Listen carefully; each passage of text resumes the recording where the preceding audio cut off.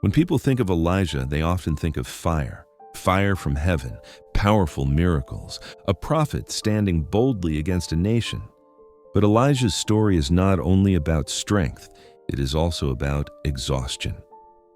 Elijah lived in a time when faithfulness came at a cost. He stood nearly alone, speaking truth in a culture that had turned away from God. He confronted kings, he challenged false prophets, and he carried the weight of obedience for a long time. At one point, Elijah experienced a dramatic victory. Fire fell from heaven. God's power was unmistakable. And yet, immediately afterward, Elijah collapsed under fear and weariness. This matters.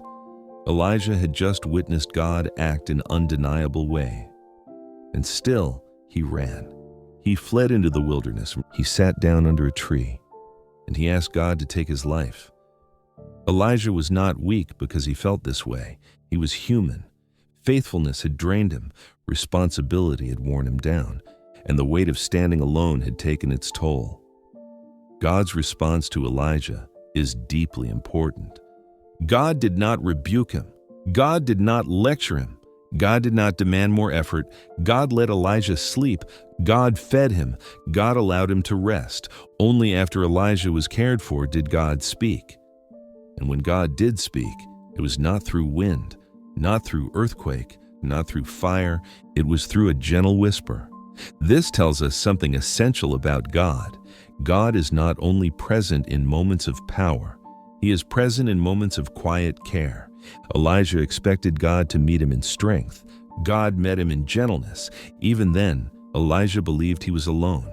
He told God, "I am the only one left." And God gently corrected him. There were others. Elijah was not as alone as he felt. This is often how exhaustion works. It narrows our vision. It convinces us we are isolated. It makes the future feel heavier than it is.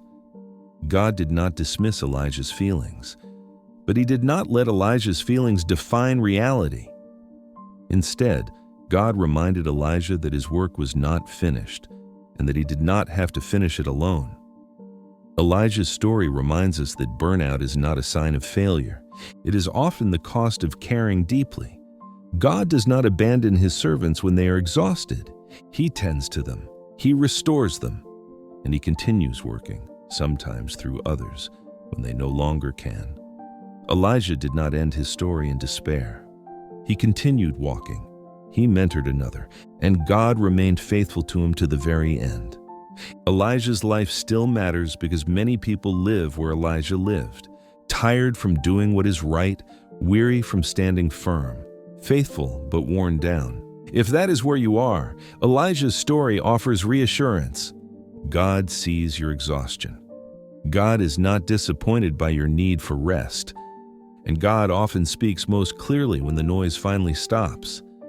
Faith is not proven only by standing strong. Sometimes it is proven by letting God care for you. And the God who met Elijah in a whisper still meets people that way today.